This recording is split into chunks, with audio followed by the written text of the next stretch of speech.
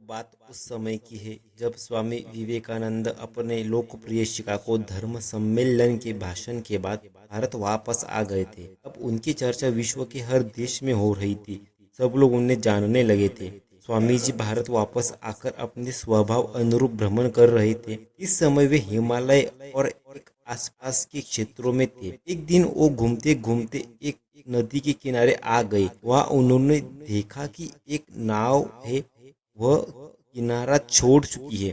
तो वे नाव के वापस आने का इंतजार में वही किनारे पर बैठे गए। एक साधु वहां से गुजर रहा था। साधु ने स्वामी जी को कहा, अकेला बेटा देखा तो वह स्वामी जी के पास आया और उसने पूछा, तुम यहाँ क्यों बैठे हो? स्वामी जी ने जवाब दिया, मैं यहाँ नाव का इंतजार कर रहा हूँ। साधु ने फिर पूछा, तुम्हारा नाम क्या है? स्वामी जी ने कहा, मैं विवेकानंद हूँ। साधु ने स्वामी जी का मजाक उड़ाते हुए उनसे कहा, अच्छा तो तुम वो विख्यात विवेकानंद हो जिनको लगता है कि विदेश में जाकर भाषण दे ऐसे तुम बहुत बड़े महात्मा साधु बन सकते हो। स्वामी जी ने साधु को कोई जवाब नहीं दिया।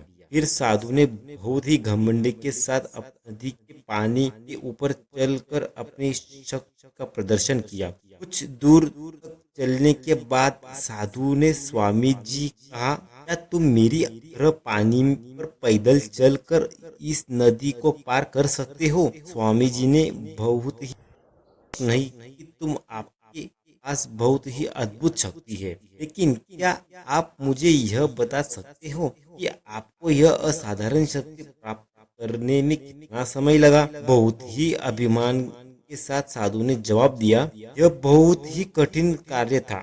मैंने 20 सालों की कठिन तपस्या और साधना के बाद यह महान शक्ति प्राप्त की है।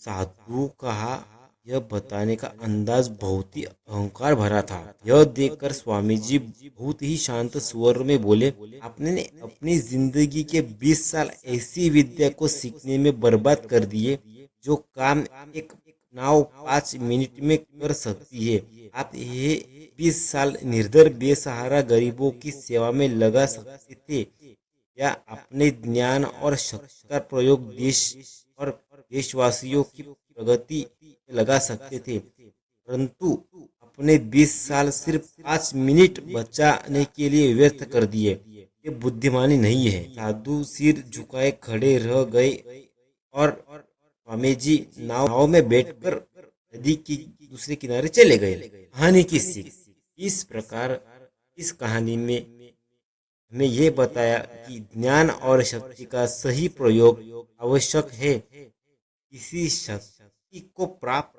करके यदि हम उस घमंड करते हैं तो ये मूर्खता है।